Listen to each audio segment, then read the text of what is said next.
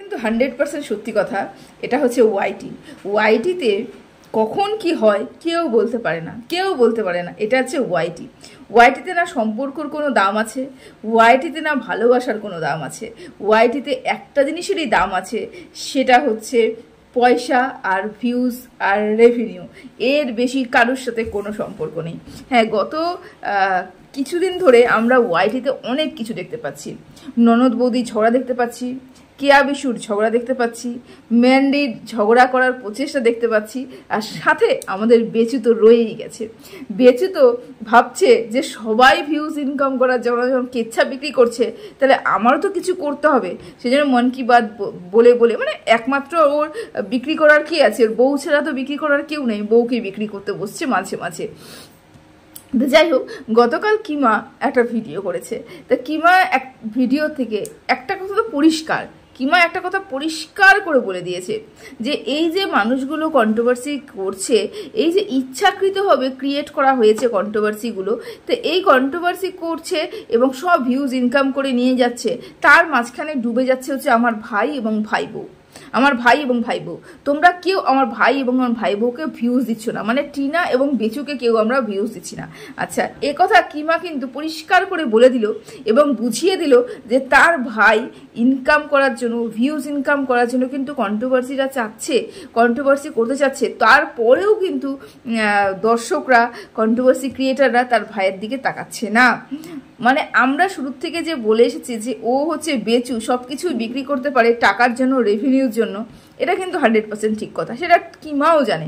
কিন্তু কিমা বলতে পারে না অনেক কারণবশত। কিমার মাথার উপরে অনেক চাপ রয়েছে, কিমার অনেক বিধিনিষেধ রয়েছে, সেজন্য কিন্তু কিমা পরিষ্কার করে বলতে পারবে না। কিমা যদি পরিষ্কার করে কিছু বলে বেচুর সম্বন্ধে, কিমাকে কিন্তু অন্য রাস্তায় হাঁটতে হবে।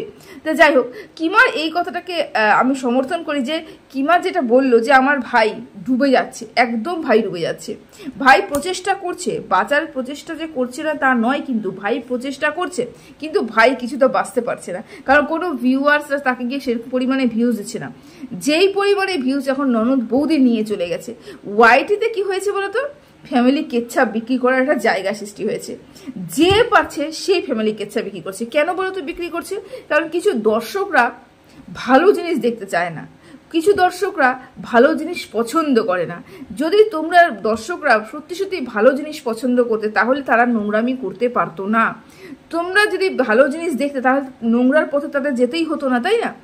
এই যে কেয়ার কথা বলছি, কেয়া যখন ভালো ভিডিও দেয় কেউ ভিউজ দেয় না, 600, 700, 500, 1000, 1500 মধ্যেই ভিউজ থাকে। যখনই কেয়া নোংরামি করে, যখনই কেয়া চুম্মাচাটি করে, তখনই কিন্তু এসে ভিডিওর ভিউজ বেড়ে যায়।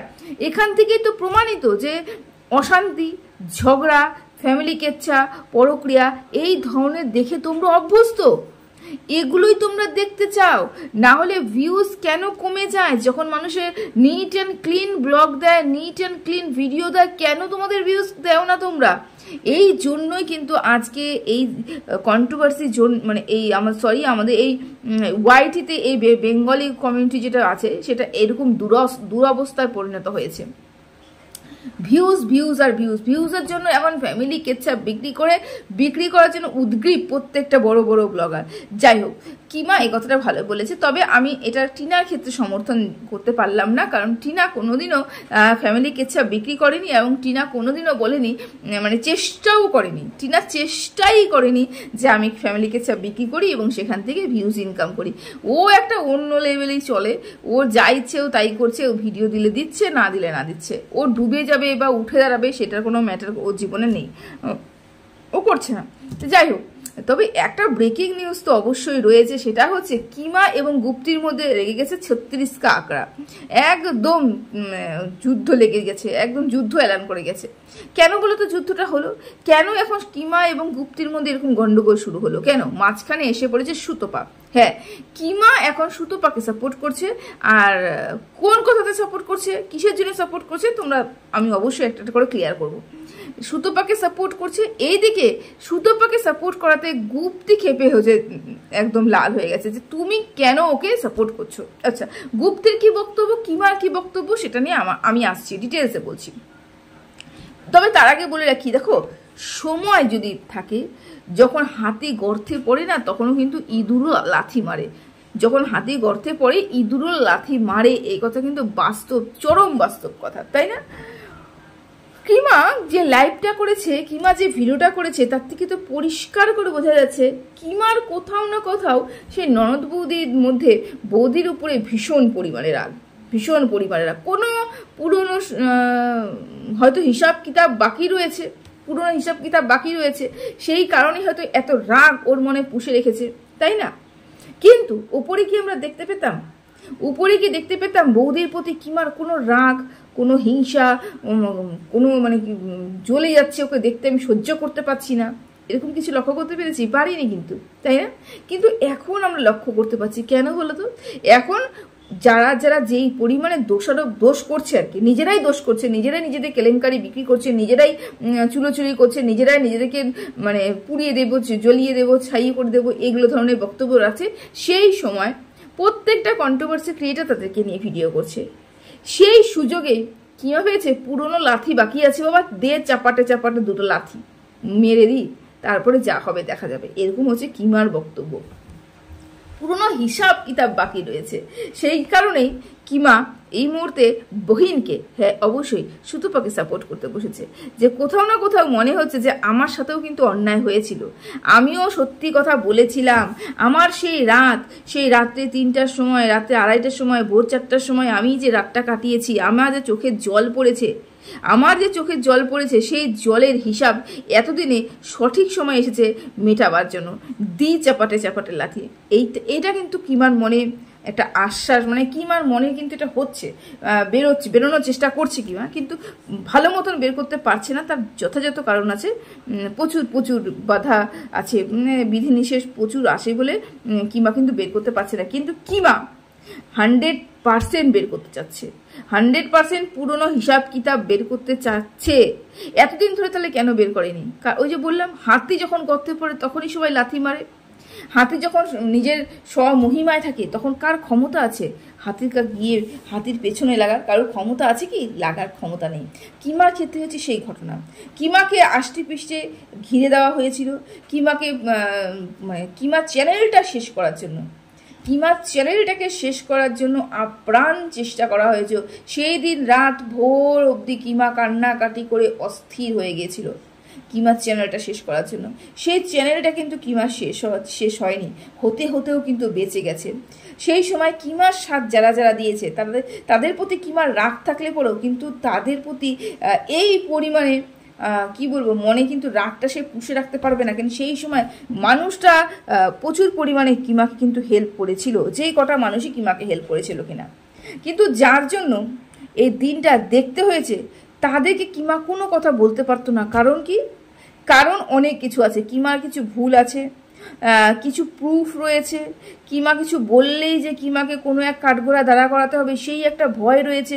এই কারণে কিমা অন্যায় সহ্য করে গেছে, মুখ বুজে অন্যায় সহ্য করে গেছে, এবং যা হবে ক্ষমা করে দিয়েছি, ভেতরে একটা মীমাংসা করে নিয়েছি, একটা মিউচুয়ালি একটা ব্যাপার করে নিয়েছি, না তোমাকে নিয়ে আমি বলবো, না তুমি আমার উপরে কেসের খাড়া ঝোড়াবে, এরকম একটা মিউচুয়ালি করে নিয়েছি। কিন্তু রাগটা তো রয়েছে, রাগটা তো যায়নি। আমাকে তুমি যে অপমানটা করেছো সেই অপমানের বদলা তো আমাকে নিতে হবে, কোনো না কোনো দিন তো নিতে হবে। ওই যে ধর্মের কল বাতাসে নড়ে, একদিন কিছু মানুষ শুধুমাত্র অ্যানালাইসিস করেছিল, যেটা সত্যি ঘটনা সেটার উপরে অ্যানালাইসিস করে কিছু বক্তব্য রেখেছিল বলে তাদেরকে তোমরা কোমরে দড়ি দিয়ে এক রাজ্য থেকে অন্য রাজ্যে নিয়ে যেতে পারো, এটা পারো। আর আজকে যখন স্বমহিমায় তোমরা ফিরে এসেছো, তোমাদের যে বন্ডিং ব্যাপারটা তখন দেখতে পাচ্ছি একদম খোকলা হয়ে গেছে, ভেতরে আর কিছুই নেই, শুধু দেখাবার জন্য বন্ডিং বলতে তোমরা চিৎকার চেঁচামেচি বন্ডিং করতে। এই সুযোগটা যখন সবাই নিচ্ছে, তাহলে এই সুযোগে কেন আমি আমার পুরনো হিসাব কিতাবটা মিটিয়ে নেব না? এই কথা হিসাবে কিন্তু কিমা যখন সুতপাকে সাপোর্ট করতে বসেছে, এই মধ্যেই কিন্তু গুপ্তি গেছে খেপে, একদম ভীষণ পরিমাণে খেপে। গুপ্তির কথা হচ্ছে, তোকে তো সুতপা বলতে কম করলেনি, সুতপা তো তোকে নিয়ে প্রচুর নেগেটিভ কথা বলেছে, তারপরেও তুই কি হিসাবে সুতপাকে সাপোর্ট করিস? কি হিসাবে তুই সুতপাকে সাপোর্ট করে অন্য একজনকে তুই এত নোংরা কথা বলতে পারিস, নিচে নামাতে পারিস, তার বিরুদ্ধে কথা বলতে পারিস? তো সেগুলো কি সব ভুলে গেছিস গুপ্তির কথা হিসেবে? তাহলে তোর যদি সেগুলো অন্যায়, সেগুলো সব কিছু ভুলে গিয়ে তুই সুতপার পাশে গিয়ে দাঁড়াতে পারিস, তাহলে আমি কেন একটা বড় ব্লগারের পাশে গিয়ে দাঁড়াবো না? আমাদের মধ্যে তো তেমন কিছুই হয়নি, এই কথাটা বলা হয়েছে। একটা কথা আমি এখানে বলে রাখি, এখানে কন্ট্রোভার্সির জন্য কেউ সাধু নয়, কেউ সাধু নয়। এমন কোনো মানুষ একদিনও যায়নি, এবার একটা দিনও তাদের জীবনে এরকম আসেনি, আমি বলতে পারি না যে তারা কোনো নোংরা কথা বলেনি বা কোনো গালিগালাজ দেয়নি বা কাউকে অপমান করেনি। সবাই একে অপরকে চুলোচুলি করেছে, একে অপরের সাথে সবাই একে নোংরা কথা বলেছে, ওকে নোংরা কথা বলেছে, ওকে গালিগালাজ দিয়েছে, ওকে গালিগালাজ দিয়েছে। তো তাহলে যখন দু পক্ষ থেকে গালিগালাজ হচ্ছে, দু পক্ষ থেকেই নোংরা কথা বলা হচ্ছে, দুই পক্ষ থেকেই দুজনকে অপমান করা হচ্ছে, চুলোচুলি করা হচ্ছে, তাহলে দু পক্ষই যদি মনে করে যে না আমরা দুজনে আর কিছুই করবো না, চলো আমরা মিটমাট করে নিই, এটা তো ভালো কথা, এটা তো ভালো কথা, তাই না? এটা তো কোনো খারাপ কথার কিছু নেই যে না দুজনেই করেছিল এবং দুজনেই মিটমাট করে নেওয়ার চেষ্টা করছে, সে যথাযথ একদম ভালো কথা, তাই না?